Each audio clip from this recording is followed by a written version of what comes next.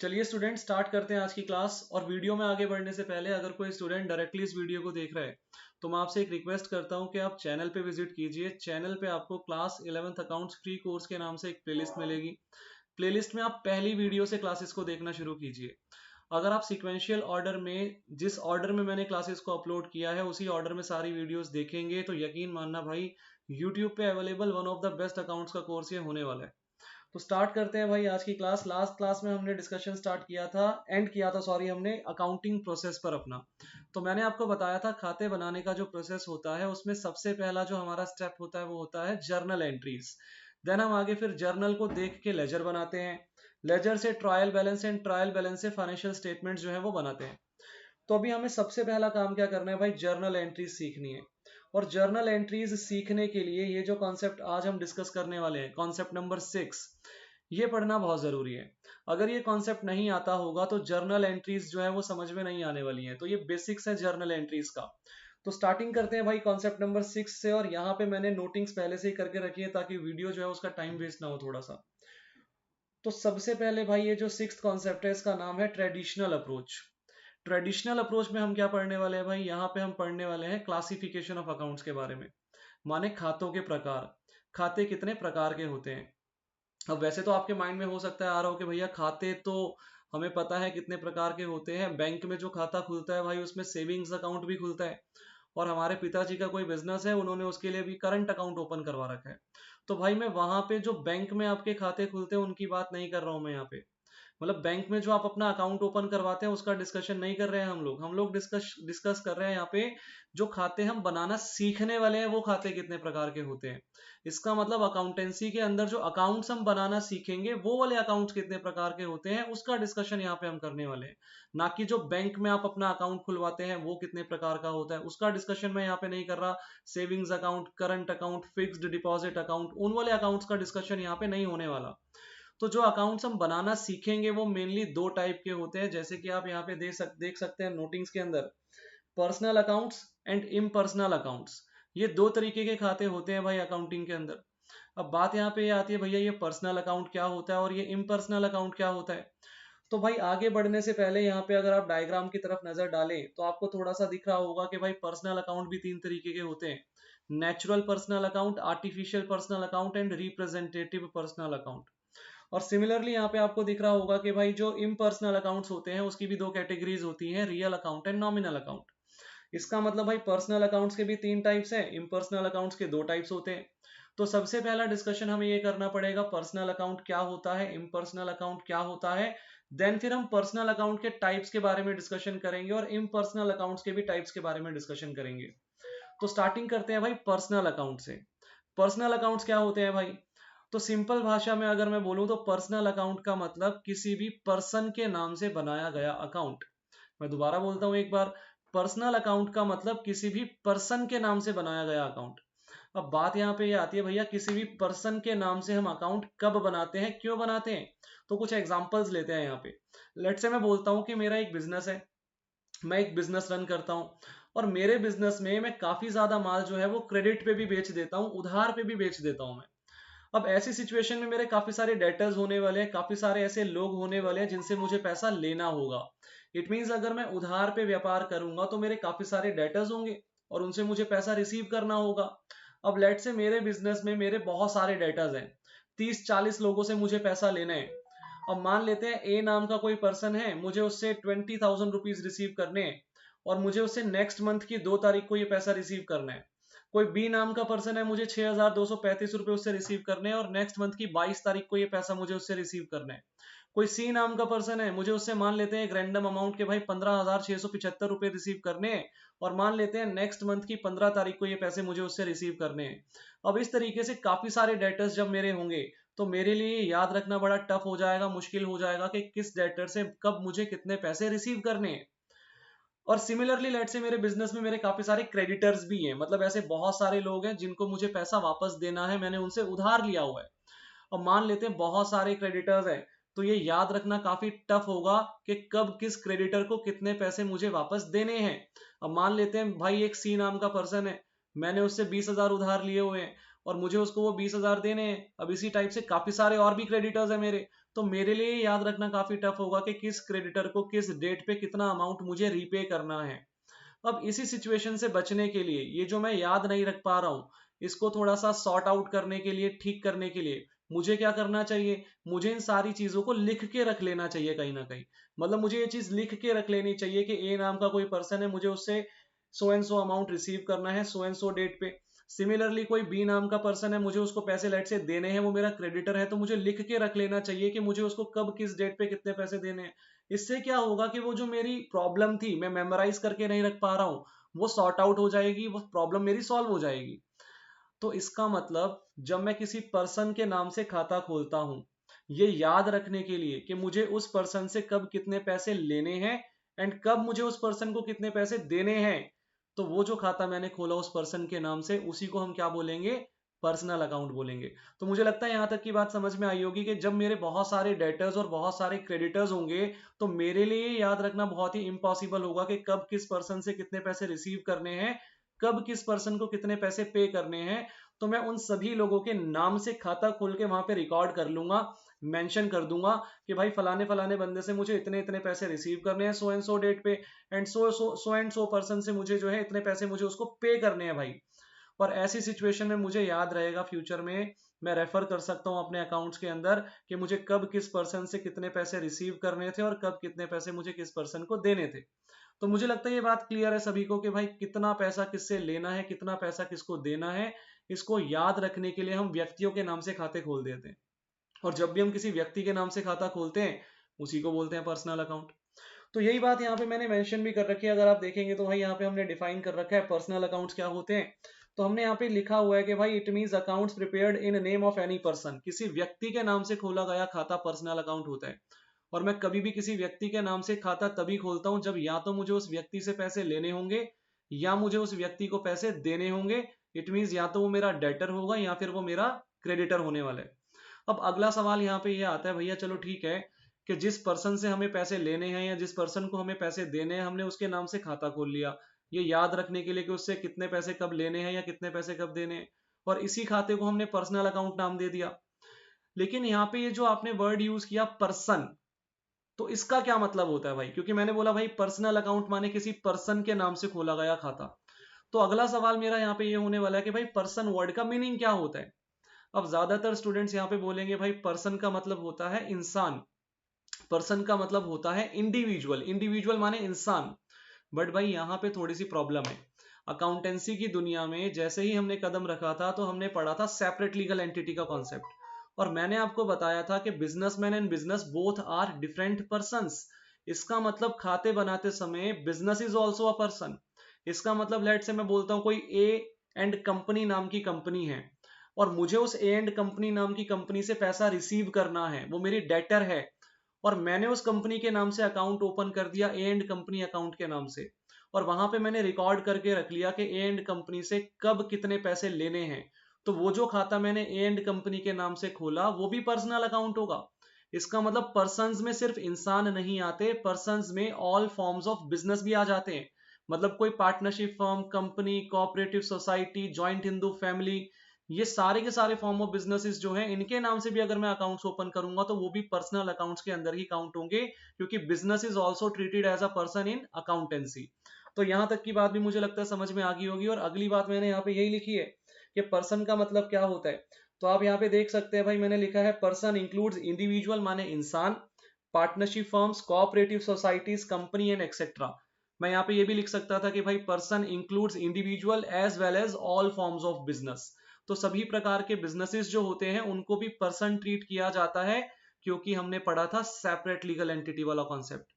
अगली बात यहाँ पे आती है कि भाई मैंने ऑलरेडी आपको बता रखा है कि पर्सनल अकाउंट में डेटर्स के अकाउंट आते हैं, क्रेडिटर्स के अकाउंट आते हैं। लेकिन यहाँ पे दो तरह के खाते और आते हैं भाई, drawings account and capital account. तो यही बात मैंने मेंशन भी की हुई है भाई, it includes accounts of debtor, creditor, drawings and capital. अब बात यहाँ पे ये आती है, चलो ठीक है भैया, डेटर का खाता या क्रेडिटर का खाता पर्सनल अकाउंट होता है क्योंकि वो किसी पर्सन के नाम से बनाया गया।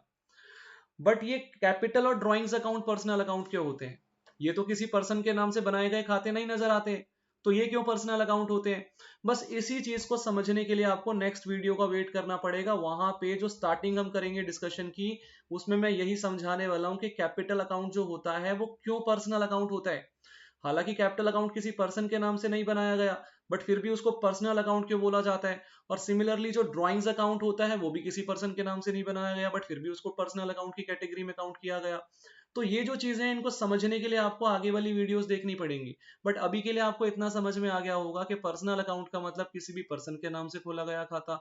और पर्सन के नाम से मैं खाता तभी खोलता हूँ, या तो वो पर्सन मेरा डेटर होगा या वो पर्सन मेरा क्रेडिटर होने वाला है। तो याद रखने के लिए कि कब किस पर्सन से कितने पैसे रिसीव करने हैं, कब किस पर्सन को कितने पैसे पे करने हैं, हम उनके नाम से खाता खोल देते हैं। इट मीन्स हम अपने डेटर्स और क्रेडिटर्स के नाम से अकाउंट ओपन करते हैं, तो वो पर्सनल अकाउंट्स होते हैं। तो यहां तक की बात क्लियर हो गई। अब अगला क्वेश्चन आता है, भैया इम्पर्सनल अकाउंट क्या होता है? कि चलो समझ में आ गया, पर्सनल अकाउंट माने किसी पर्सन के नाम से खोला गया खाता। इम्पर्सनल अकाउंट क्या होता है? तो बहुत ही सिंपल है भाई, पर्सनल अकाउंट का मतलब किसी पर्सन के नाम से खोला गया खाता, और इम्पर्सनल अकाउंट का मतलब ऐसा खाता जो किसी पर्सन के नाम से ना खोला गया हो। और यही बात मैंने यहाँ पे लिखी भी है भाई, देखो। इम्पर्सनल अकाउंट्स की डेफिनेशन हमने यहाँ पे क्या लिखी है भाई? It means accounts which are prepared not for persons. ऐसे खाते जो पर्संस के नाम से नहीं बना जाते हैं उनको बोलते हैं इम्पर्सनल अकाउंट्स। तो मुझे लगता है इतनी बात तो क्लियर है कि पर्सनल अकाउंट का मतलब कोई भी खाता जो पर्सन के नाम से बनाया जाता होगा, और इम्पर्सनल अकाउंट्स का मतलब कोई भी ऐसा अकाउंट जो पर्सन के नाम से नहीं बनाया जाता होगा। अब क्वेश्चन यहाँ पे ये आता है कि भैया अगर पर्सन के नाम से खाता नहीं बनाया गया मतलब, तो फिर किस नाम से बनाया जाएगा? तो भाई यहाँ पे दो तरह के अकाउंट्स ओपन किए जाते हैं। देखो, इम्पर्सनल अकाउंट्स में दो कैटेगरीज होती हैं, real account and nominal account. Real accounts के अंदर वो अकाउंट्स होते हैं जो किसी एसेट के नाम से खोले जाते हैं, मतलब किसी एसेट के नाम से बनाया गया खाता इम्पर्सनल अकाउंट होता है, रियल अकाउंट होता है वो। तो रियल अकाउंट का मतलब क्या हुआ? रियल अकाउंट का मतलब कोई भी ऐसा अकाउंट जो किसी एसेट के नाम से हमने ओपन किया। अब अगला क्वेश्चन ये आता है कि भैया हम किसी एसेट के नाम से खाता कब ओपन करते हैं? तो लेट से मैं बोलता हूँ मेरे पास कुछ मशीनरी पड़ी थी, साल के स्टार्टिंग में 10,000 रुपीज की मशीनरी थी। मैंने ड्यूरिंग द ईयर 20,000 रुपीज की मशीनरी और खरीद ली, तो मेरे पास टोटल मशीनरी कितनी हो गई भाई? 30,000 रुपीज की। अब मैं कहता हूं ड्यूरिंग द ईयर मैंने 5,000 रुपीज की मशीनरी बेच भी दी क्योंकि वो पुरानी हो चुकी थी। अब मेरे पास साल के अंत में कितने की मशीनरी बची भाई? यहाँ पे 25,000 की। अब बस इन्हीं बातों को याद रखने के लिए कि साल के दौरान मैंने कब कितनी मशीनरी खरीदी, कब कितनी मशीनरी बेची, मैं मशीनरी अकाउंट के नाम से खाता खोलूंगा। और वो जो खाता मैं खोलूंगा, क्योंकि वो एक एसेट के नाम से खोला गया खाता है, तो वो क्या हो जाएगा? रियल अकाउंट हो जाएगा। अब सिमिलरली अगर मैं बोलूं भाई मैंने फर्नीचर अकाउंट के नाम से एक खाता ओपन किया, ये याद रखने के लिए कि कब मैंने कितना फर्नीचर परचेज किया, कब मैंने कितना फर्नीचर जो है वो सेल किया, तो वो जो फर्नीचर अकाउंट मैंने ओपन किया होगा वो भी क्या होगा? वो भी मेरा रियल अकाउंट होगा। मैंने कैश इन हैंड अकाउंट के नाम से एक खाता ओपन किया, ये याद रखने के लिए कि कब मुझे कितना पैसा कहां से रिसीव हुआ, कब मुझे कितना पैसा कहां पे पे करना पड़ा, तो वो जो कैश इन हैंड अकाउंट के नाम से मैंने खाता खोला वो भी एक एसेट के नाम से खोला गया खाता था, तो वो भी क्या होगा? रियल अकाउंट होगा। सिमिलरली अगर मैं बोलता हूं मैंने कैश एट बैंक अकाउंट के नाम से खाता खोला, तो वो भी एक रियल अकाउंट होने वाला है क्योंकि वो एक एसेट के नाम से खोला गया खाता है। लेकिन ध्यान ये रखना है कि भाई किसी डेटर के नाम से अगर मैं खाता खोलता हूं तो वो रियल अकाउंट्स में काउंट नहीं होगा, भले ही डेटर एसेट होते हैं। हालांकि डेटर एसेट होते हैं, बट उनके नाम से खोले गए खाते हमारे पर्सनल अकाउंट्स की कैटेगरी में काउंट होते हैं, वो मैं ऑलरेडी डिस्कस कर चुका हूं। इसका मतलब रियल अकाउंट्स का मतलब कोई भी ऐसा खाता जो एसेट के नाम से खोला जाएगा अदर देन डेटर। डेटर को छोड़ के किसी भी एसेट के नाम से अगर मैं अकाउंट ओपन करूंगा तो वो क्या होने वाला है? Real account. तो शॉर्ट में अगर हम बोले तो भाई रियल अकाउंट का मतलब कोई भी ऐसा खाता जो किसी एसेट के नाम से ओपन किया गया बट डेटर को छोड़ के।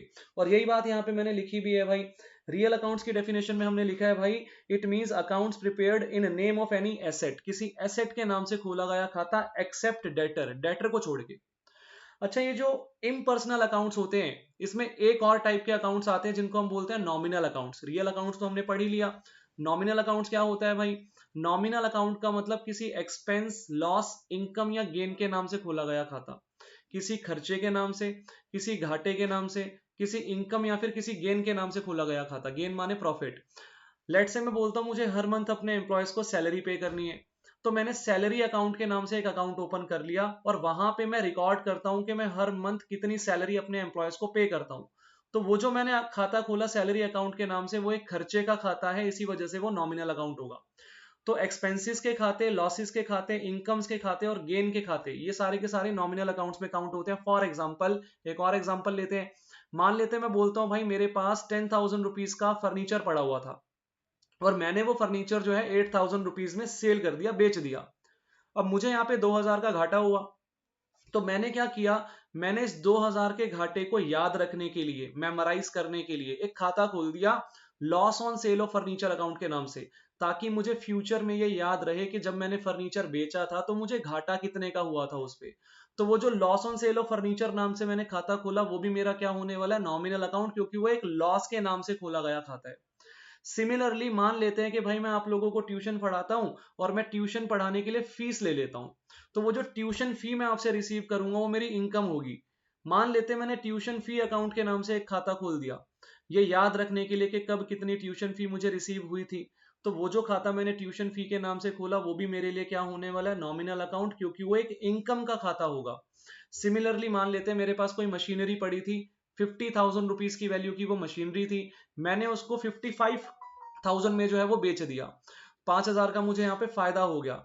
तो मैंने यहाँ पे क्या किया, profit on sale of machinery account के नाम से एक खाता खोला, ताकि मैं वहां पे रिकॉर्ड कर पाऊं कि जब मैंने मशीन बेची थी तो मुझे उस पर 5,000 का मुनाफा हुआ था। फ्यूचर में अगर मैं कभी भूल गया कि मशीन बेचने पे कितना प्रॉफिट हुआ था, तो मैं उस खाते में जाके रेफर कर सकता हूँ, देख सकता हूँ। तो वो जो profit on sale of machinery account नाम से मैंने खाता खोला, वो एक गेन का खाता है, वो एक प्रॉफिट का खाता है, वो भी क्या होने वाला है, वो भी नॉमिनल अकाउंट होने वाला है। तो अगर मैं सारी बातों को समराइज करूं, तो भाई शॉर्ट में अगर हम देखें तो पर्सनल अकाउंट का मतलब किसी भी पर्सन के नाम से खोला गया खाता, रियल अकाउंट का मतलब किसी भी एसेट के नाम से खोला गया खाता अदर देन डेटर, डेटर को छोड़ के, और नॉमिनल अकाउंट का मतलब किसी भी एक्सपेंस, लॉस, इनकम या गेन के नाम से खोला गया खाता। अब अगली बात यहाँ पे ये आती है कि भैया ये पर्सनल अकाउंट्स के भी तो टाइप होते हैं, natural personal account, artificial personal account and representative personal account. तो सबसे पहले डिस्कशन करते हैं नेचुरल पर्सनल अकाउंट का। नेचुरल पर्सनल अकाउंट का मतलब ऐसा खाता जो किसी नेचुरल पर्सन के नाम से खोला गया होगा। नेचुरल पर्सन कौन होता है भाई, नेचुरल पर्सन का मतलब वो पर्सन जो कि भगवान के द्वारा क्रिएट किया गया है, जो कि क्रिएशन ऑफ गॉड है, इट मींस इंसान। तो सिंपल भाषा में अगर बोले तो नेचुरल पर्सनल अकाउंट का मतलब किसी इंसान के नाम से खोला गया खाता। मान लेते हैं भाई राम नाम का कोई व्यक्ति है, मुझे उससे पैसे लेने हैं, वो मेरा डेटर है, मैंने राम अकाउंट के नाम से एक अकाउंट ओपन कर दिया क्योंकि वो मेरा डेटर है, याद रखने के लिए कि मुझे राम से कब कितने पैसे लेने, मैंने उसके नाम से खाता खोल दिया। तो जो राम्स अकाउंट मैंने ओपन किया, ये मेरे लिए नेचुरल पर्सनल अकाउंट होने वाला है, क्योंकि ये इंसान के नाम से खोला गया खाता है। लेकिन मान लीजिए कोई कंपनी होती ए एंड कंपनी और मुझे उससे पैसे लेने होते, और मैं उस कंपनी के नाम से खाता खोल देता ए एंड कंपनी अकाउंट, तो वो भी एक पर्सनल अकाउंट होता, क्योंकि हमने अभी अभी पढ़ा था कि भाई कंपनीज जो होती हैं वो भी पर्सन मानी जाती हैं, ऑल फॉर्म्स ऑफ बिजनेस भी पर्सन की डेफिनेशन में काउंट होते हैं। बट यहाँ पे वो जो खाता मैंने ए एंड कंपनी के नाम से खोला, वो नेचुरल पर्सनल अकाउंट की कैटेगरी में नहीं आएगा, क्योंकि कंपनी यहाँ पे इंसान नहीं होती। यहाँ पे वो खाता आर्टिफिशियल पर्सनल अकाउंट की कैटेगरी में आएगा। तो आपको समझ में आया होगा, नेचुरल पर्सनल अकाउंट माने किसी इंसान के नाम से खोला गया खाता, आर्टिफिशियल पर्सनल अकाउंट माने किसी फॉर्म ऑफ बिजनेस के नाम से खोला गया खाता। अगला वर्ड यहाँ पे आता है रिप्रेजेंटेटिव पर्सनल अकाउंट। अब ये जो शब्द है, इसको समझने के लिए हमें अगली वीडियो देखनी पड़ेगी भाई। नेक्स्ट वीडियो में जब मैं आपको समझाऊंगा कि कैपिटल अकाउंट पर्सनल अकाउंट क्यों होता है, उसी के साथ मैं डिस्कस करूंगा कि भाई रिप्रेजेंटेटिव पर्सनल अकाउंट का मीनिंग क्या होता है। तो वहां पे आप ये बात समझने वाले हैं कि रिप्रेजेंटेटिव पर्सनल अकाउंट का मीनिंग क्या होता है। तो आपको मेजॉरिटी ऑफ थिंग्स अभी समझ में आ गई होंगी। तो आपको इतना समझ में आया होगा भाई, पर्सनल अकाउंट क्या होता है, इम्पर्सनल अकाउंट क्या होता है, पर्सनल अकाउंट्स के अंदर नेचुरल पर्सनल अकाउंट क्या होता है, आर्टिफिशियल पर्सनल अकाउंट क्या होता है। हालांकि representative personal account next class में हम लोग डिस्कस करेंगे, अभी समझ में नहीं आया होगा। उसके बाद आपको इतना भी समझ में आया होगा कि इम्पर्सनल अकाउंट्स के अंदर रियल अकाउंट क्या होता है एंड नॉमिनल अकाउंट क्या होता है। अब भाई ये जो सारी बातें हमने पढ़ी है, क्यों पढ़ी, क्योंकि जर्नल एंट्रीज करने के लिए हमें कुछ रूल्स अप्लाई करने होते हैं। अब होता क्या है कि पर्सनल अकाउंट्स का अपना एक अलग रूल होता है, रियल अकाउंट का अपना एक अलग रूल होता है, एंड नॉमिनल अकाउंट्स का भी अपना एक अलग रूल होता है। ये रूल्स मैंने यहाँ पे मेंशन भी कर रखे हैं, आप देख सकते हैं। यहाँ पे मैंने लिखा हुआ है भाई, पर्सनल अकाउंट का एक रूल होता है, debit the receiver credit the giver. Similarly real accounts के साथ भी आपको यहाँ पे एक रूल जो है वो लिखा हुआ मिलेगा, debit what comes in credit what goes out. And nominal accounts के बाद भी यहाँ पे मैंने एक रूल लिखा हुआ है, debit all expenses and losses, credit all incomes and gains. अब ये जो रूल्स है ना, इनका एप्लीकेशन जो है वो कैसे होगा, वो हमें सीखना है नेक्स्ट वीडियोस के अंदर। तो ये किसी एक वीडियो का काम नहीं है भाई, इसमें काफी सारी वीडियोस लगने वाली हैं, आने वाली हो सकता है काफी सारी वीडियोस इन्हीं से रिलेटेड हो, इन 3 रूल्स से रिलेटेड होंगी मतलब। तो मैं आपको एप्लीकेशन सिखाने वाला हूँ भाई, पर्सनल अकाउंट्स के रूल का एप्लीकेशन कैसे होगा, रियल अकाउंट्स का रूल जो है वो कैसे अप्लाई करने वाले हैं हम लोग, और नॉमिनल अकाउंट्स का रूल जो है वो कैसे अप्लाई करने वाले हैं। और इन रूल्स के एप्लीकेशन के साथ साथ हम काफी सारे न्यू कॉन्सेप्ट्स भी सीखते चले जाएंगे। इसका मतलब अभी तक हमने जो ये 6 कॉन्सेप्ट्स पढ़े हैं, इसके अलावा जो concept number 7, 8, 9, 10 and so on, बहुत सारे नए कॉन्सेप्ट्स हम लोग पढ़ने वाले हैं। वो जर्नल एंट्रीज करते करते ही हम पढ़ने वाले हैं, उसी के साथ साथ हम सीखने वाले हैं, अलग से नहीं सीखेंगे कहीं पे। तो अप्लाई करते करते सीखेंगे इसका मतलब। तो इस वीडियो को भाई साहब यहीं पे खत्म करते हैं। अगली वीडियो में हम लोग स्टार्ट करेंगे अपना जर्नल एंट्रीज का डिस्कशन।